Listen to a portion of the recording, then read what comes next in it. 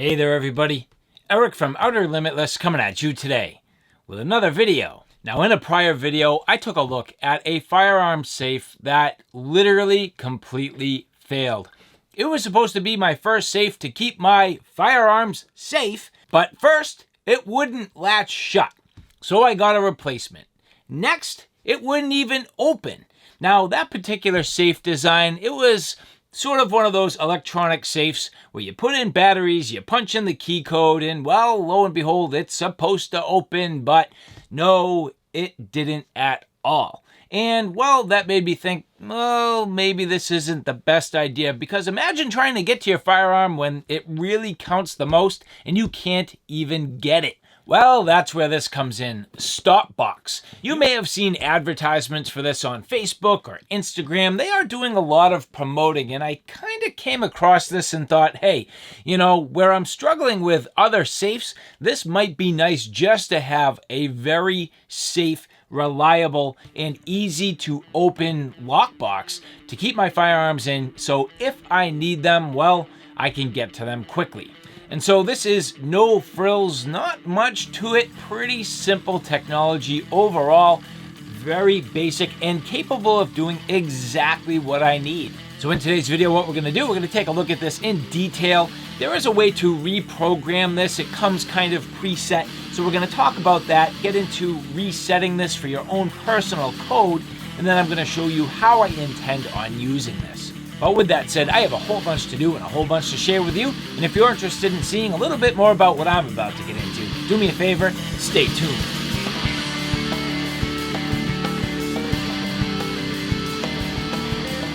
Now before we get too far, I would like to say thank you very much to the people at StopBox who did provide this for review. So again, StopBox, very simple and extremely basic design.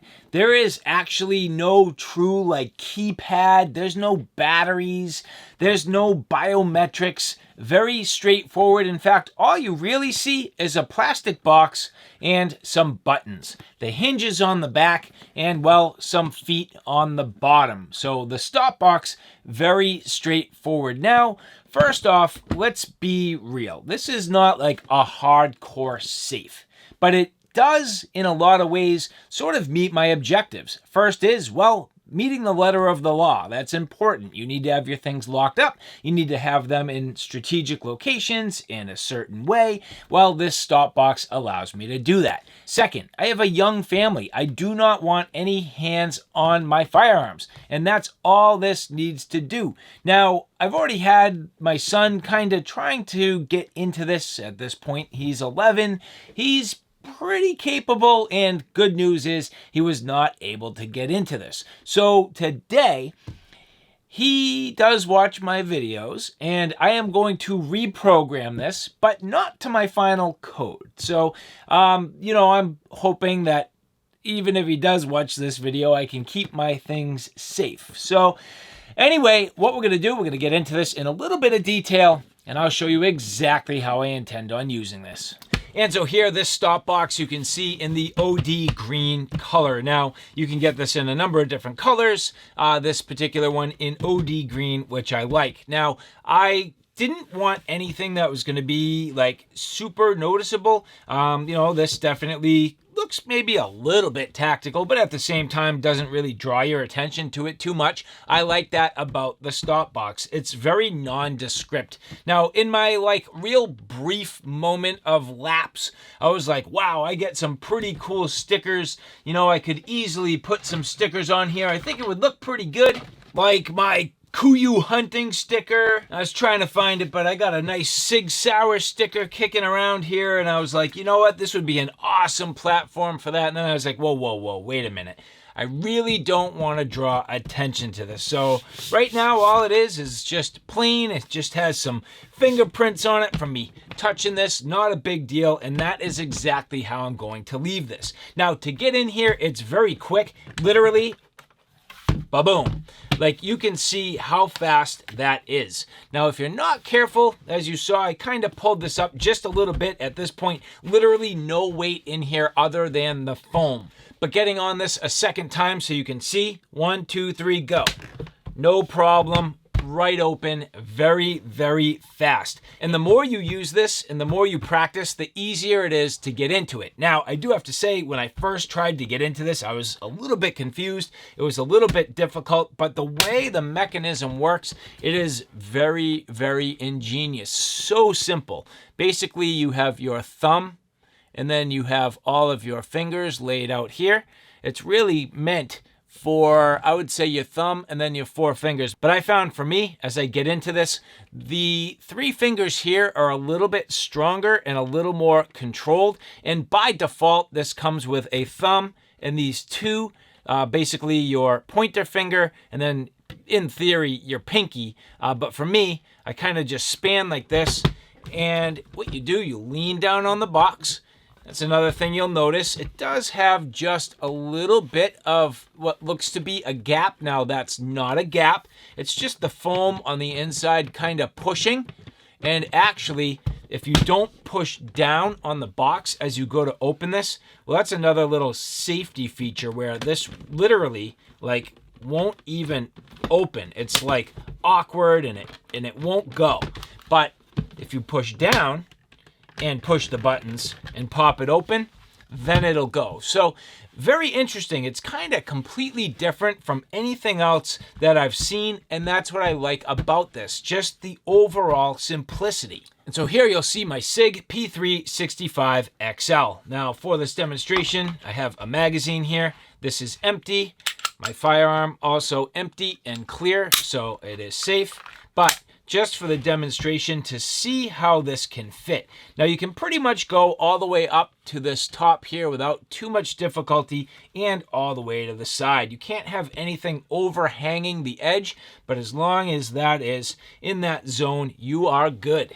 And here now, well, let's just break out my P365 Micro Compact. Now, I have been carrying this, so at this point, double checking, I've been carrying this specifically without anything in the chamber, so that's just my own sort of personal comfort level right now, but again, perfectly clear.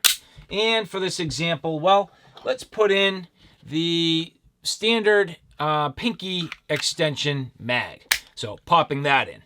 And you can see these 2 firearms do both fit in here, and no problem, that will shut.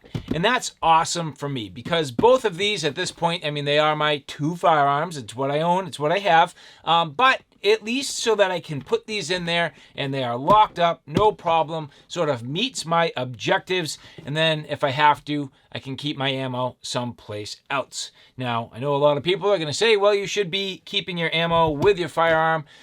You could certainly do that. I could keep the magazine loaded if I want inside the safe.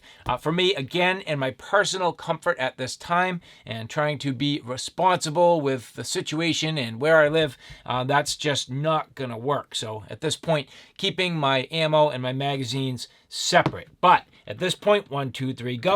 Push down, lift, pull, and you're off. Very simple, very straightforward. So if I was in a situation, and I say if because for me, and you got to keep in mind, I am getting into firearms not necessarily because I believe I need personal defense. That is absolutely not the reason why I'm getting into firearms. But if I did feel as though I needed some level of personal defense, this would actually work out very well. I could keep these loaded, ready to go, and I could have 2 firearms here side by side. Now, of course, once you start getting into spare magazines, or maybe you even put on a weapon light, at that point you do need to think about things a little bit different. Now, even with the weapon light, can I still kind of pull this off? Well, check that out. I mean, it just so happens to be the size of my firearm, so yes, that does work.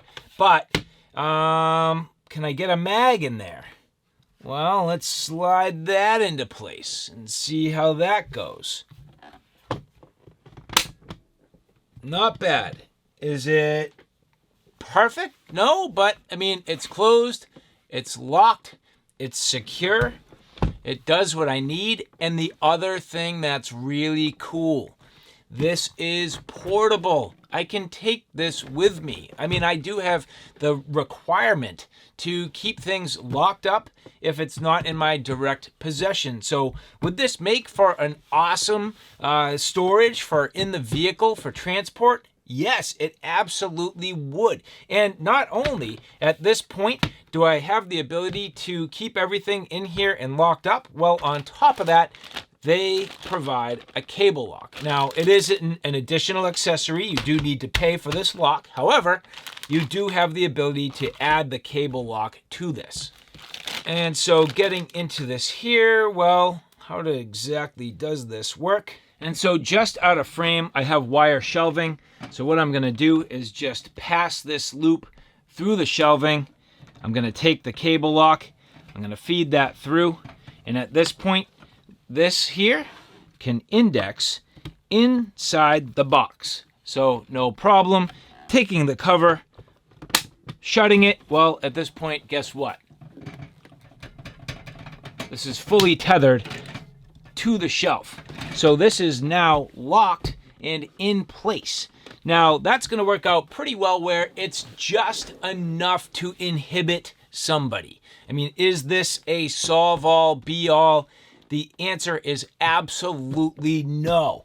Could you potentially just rip at this until it breaks and smash it? Yes, you can. But this, and I'm gonna go to the phrase, locks only keep honest people out, right? So the reality is this is just gonna do its job to keep responsible people responsible. If you're corrupt, if you're gonna steal, if you're gonna break into vehicles, if you're gonna break into houses, this isn't gonna be the purpose. I mean, that's not what this is for. But the reality is this does serve my purpose, my needs, meets the letter of the law, and keeps my family safe. And so apart from keeping this in my office, the other place where I would intend on using this would be either on or in my nightstand. I mean, that to me is about one of the best places where something this simple could be. You'll notice here on the nightstand, it's on the wood. That's the first thing, is you really want this to be stable. And as I push on this with these feet, it is going absolutely nowhere. These feet are magnificent in how grippy they are. They do a great job literally going nowhere, and this thing will not move. So at this point, getting into it, you'll see that it's extremely fast. I mean, if I had to in the middle of the night, it's right there, no problem, lickety split, very easy. And you will have to make some concessions. I mean, you'll notice I had to kind of shift things over. I really didn't want this half bearing on the wood and then half sitting on the sort of the cloth there, just because it would slide. So this working really the best for me, but so fast, so easy, and just getting in there with ease. Now take it to the next level. Let's just say I wanted to lock this. Again, leveraging the cable, no problem. I can actually do this a couple of different ways. I would probably feed this right to my bed here because it is in close proximity. Feed this through, and at this point, there you go. So not that this is a necessary step, but it is another step that you can take, and that just makes it a little bit easier to feel secure, feel like this isn't going to walk away. I don't feel like my kids are going to take this and my wife's not going to allow it to disappear on me because, I don't know, maybe we got in an argument and she's playing bad games on me, who knows. But bottom line is, at this point, is this really a super secure, like, would I trust the box here with the cleaners coming? No, I got to do something with this. It can't stay out here. But for the bulk of the time, this is great. And, my ability just to keep this here and be ready to go at a moment's notice, that is mighty nice. Now, this to me is almost a bit of a better solution where you can get this tucked away, really hidden away. And I'm lying here on my bed, let's just say middle of the night, pull this out, real quick, bing, bang, boom, no problem, and you are off and running. So very simple. And the thing that I like is, well, it keeps it tucked away. So people aren't going to see it. If you have people over, family, friends, kids walking around, at least at this point, it's very non-assuming. Kind of out of the way, and that sort of actually fixes my situation on top of the dresser as well. You could have some very specific, important things in here, flashlight, some different things. For me, I'd probably have a knife or two. It's just the way I roll. But having this here in very quick and easy, not a big deal. Now, this doesn't necessarily open all the way, but I don't think that matters at all. You just need the ability to get into the box and not having it falling back down on you. So to me, this works extremely well, and I like the fact that if you really had to, could you fashion the lock in here? You could. You'd be busy trying to get it to go, but you know, I think if you really had to or wanted to, you could definitely make that happen. But again, very simple and concealed and out of the way. And so something important and worth mentioning, I've been carrying this up and down the stairs. I mean, you've seen me carrying this around and back down in my studio. I had this up in my bedroom. Well, at this point, take a look. Everything is still literally exactly where I left it. It's not like it's shifting around. It's not like it's kind of flopping around. This foam does a fantastic job keeping everything in place. And if we sat here long enough, I mean, you see these sort of indents and depressions, those will go away and this will return back to pretty much factory state. So, I mean, no problem at all. This is a great product. I can say I've very much been enjoying the StopBox. I think it's fantastic. And you can also see I've gained a little bit of muscle memory getting this open. I've used it for a while now, getting very used to it, but I'm going to change things up a bit right now. We are going to take a look at what it takes to reprogram this. And again, this is not going to be my final combination, but I do want to get it to the point where, well, I can change it up. So not using the original factory sort of pinky and pointer there and the thumb. I mean, we're going to mix it up a little bit and get a different combination. So with that said, let's get into it. And so I'm not going to lie, and I am a fairly mechanically inclined type of guy, but this seems maybe just a little bit complicated, and I'm not going to say like impossibly complicated. I'm saying just a little bit complicated. So if you're not comfortable with taking things apart and getting them back together the exact way they need to be, this might not be for you. But for me, I'm willing to take this on. So the first thing is it says remove the lock bar by carefully unscrewing the 3 mounting screws using a number 1 Phillips screwdriver. So this should be pretty straightforward. Now they do warn you that certain parts of this are under spring pressure and to wear safety glasses. So, well, I have decided to do so. Just because I don't really care at this hour to get blasted in the face by anything, and that would be the last thing I really want to deal with. So there are some washers here. You kind of got to be careful. Big washer, small washer, small washer. So I'm just going to lay these out kind of in order so that I don't forget. And that's the thing about some of these things. Well, just remembering the order things go. This shouldn't be too bad if I'm careful. Whoop. And there's that spring pressure. You just heard it let go. So, all right. So this is the first bar. I'm going to pull that this way. So this goes, again, a very certain direction. So pay attention to it. And the other thing you can do sometimes is take photos of everything ahead of time if you're not certain, which does generally help. So next, remove the thumb lock by carefully unscrewing the 2 mounting screws and lifting the small end of the thumb lock up and sliding out the holes. So again, 2 Phillips screws here. Should be pretty straightforward. So we're going to remove this, pull it to the side, and the washer, this one here, no problem, and the washer. Here is that thumb bar, and you just pick it up and pull that out of the way. So we're going to put that right beside. Next, remove the finger actuator assembly by carefully unscrewing the 2 mounting screws using both thumbs. Press the inside ledge forward, tilt the chassis up as shown. Remove the chassis carefully while the finger actuators are retained in the actuator assembly. So 2 screws here. Let's see. 1. And are these all the same size screw? Because if they are, it actually makes things a little bit easier And the answer to that is yes. So that's a good deal. So you can't really screw the screws up too much. And all the washers are the same except for that one. So far this isn't too bad.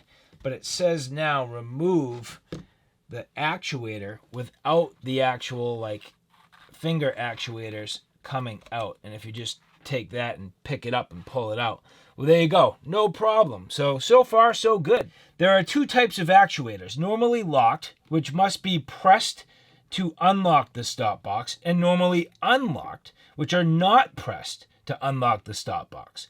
Carefully remove actuators intended to be changed by pressing them up and away from the chassis. So, okay, this is something worth paying attention to. And so as you can see, these are different sort of codes in a way. This one here looks like an L. This one here looks like an L. And that looks more like a lowercase r. You'll notice they're like literally the opposite, right? Don't forget, we were pushing that index finger and that pinky. So these are the ones that depress. So these are the ones that are, and I believe what they are calling normally locked. So these are the ones that are normally locked on the ends.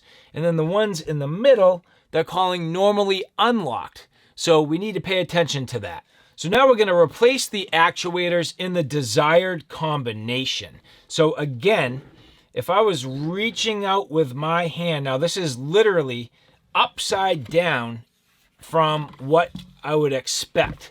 So you need to think about this carefully. So if I'm reaching down here, pushing the thumb, I'm going to now do my middle finger and my ring finger. So those middle two, I'm going to change with the normally locked actuators. And so let's see, how do these come out? Carefully remove actuators intended to be changed by pressing them up, away from the chassis. So up, pressing them up. Oh, all right, that came out. So now I'm going to switch these. So it's not like up. To me, that's not up. But pressing them.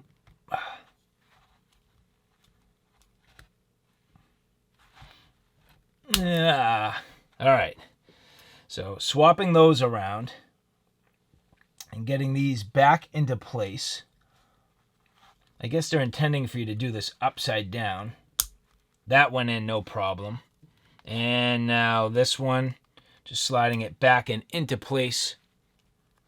It's got these like little sort of flat spots you do need to pay attention to get this to index properly. And there we go. And so now we're going to do these two, which means push, I guess they're saying up and away. There we go. There we go. Takes a little practice, but no problem. And then getting these back and into place. That's actually pretty slick. Not terribly difficult. And yeah, no problem. So that one actually pretty easy. And well, at this point, let's work on reassembly. Taking the actuator bar and sliding it back and into place. It does have a little bit of pressure against it as you do this. So popping that down and into place, that goes quite easy. Getting your screws back into place. There you go. I'm not going to over tighten anything because this is threaded down into plastic. So you do want to be just a little bit mindful, a little bit careful. There you go. This is your thumb pushing through the hole there, no problem. That sits right back down. Don't forget your washers. Washer there, and the screws. Putting that back down. Again, not going overly tight because you don't want to strip the plastic. So here we go. And voila. So let's see. Carefully reinstall the two chassis mounting screws. Verify the functionality is smooth. Yep. So everything seems to be Uh-oh. I hope that's, oh, there we go. It says, inspect the lock bar springs, ensure they are properly captured. So that's a big deal. These kind of can slide off. So make sure that these are right and in place. So yes, got it. Align the lock bar spring guide pins to the enclosure spring capturing mounts. Okay, whatever that means. Which there are these mounts. If you look here and here, those look to be what they're calling those capturing mounts.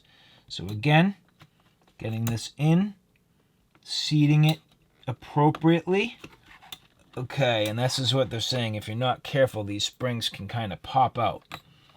So these pins, this I can tell you already is going to be the tricky part, but we'll get it. Just using my index fingers here, pushing back just a little bit on those springs to buy me the space that I need as I set this in. So I got that side and this side. All right, so where I'm going wrong is on my, oh, there it is. Popping everything in nicely. So that went. You kind of got to pop this little tab right here onto that thumb actuator. It just takes a little bit of finagling, but you can see everything here fitting nicely. These springs behind those little stays, the bolt holes all lined up, and that pin in place. So at this point, I'm not going to read any more. I'm just going to get these screws and washers into place because this is under a little bit of spring tension, and I really don't want this popping off now that I have it perfect. So again, just going to be careful, screwing this right back down and into place. I'm going to do that one. I'm going to do this one next. Don't forget, this was actually the big washer, so I'm not going to make that mistake, and I don't know if that matters at all, but I'm going to pretend that it does. So I'm going to pay attention to that. Sweet. Last but not least here, and we'll give this thing a run. So the thing about this safe, which is, again, not really a safe, it's a lockbox. If you kind of understand how this works, I mean, it's not that hard to figure out the combination. You might take a while, but it shouldn't be a big deal. And, well, I think that's it. Yeah, so that is it. Let's give this a shot. So flipping this over, I think this needs to be depressed to start. So in reality, we're talking about depressing these two and that. So this is now in the locked position. This has to be in the locked position, actually, to get this closed. So that's one thing you'll see every now and then. This will kind of pop on you if you're messing around with it, and these will pop out. And if that happens, you can't close the box. So you have to find your code, punch it back in, and at this point, yes, no problem. And to get this open, boom. Oh, and to get this open, there you go. So I can tell you already, these fingers for me aren't quite as strong or coordinated, and unfortunately, this seems to be hung open on the far side of the box. There we go. So just trying to get smooth again.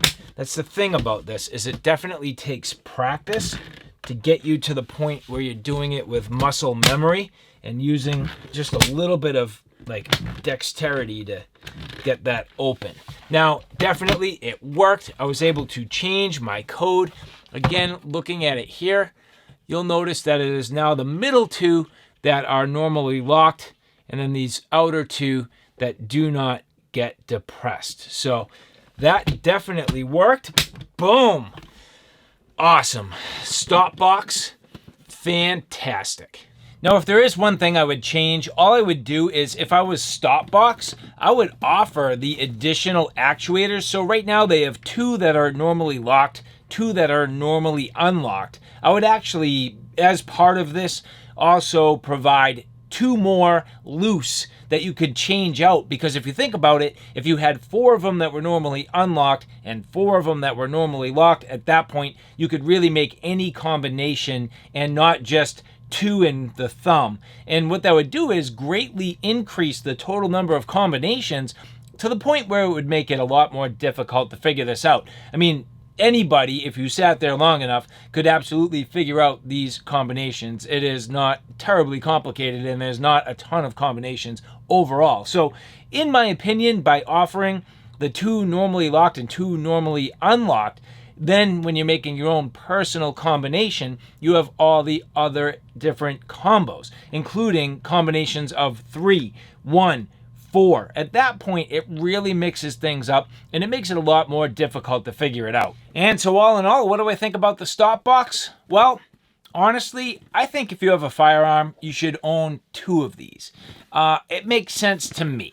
One that I would have potentially down here, one that I would have potentially up in my bedroom. I might honestly even have 2 up there, just because. Gives me a little flexibility, little versatility. Sometimes, honestly, I just want to go up to my room. I want to get this off. I want to put it in the safe real quick.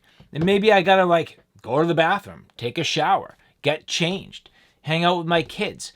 I don't want to always have to go down to the safe to feel safe.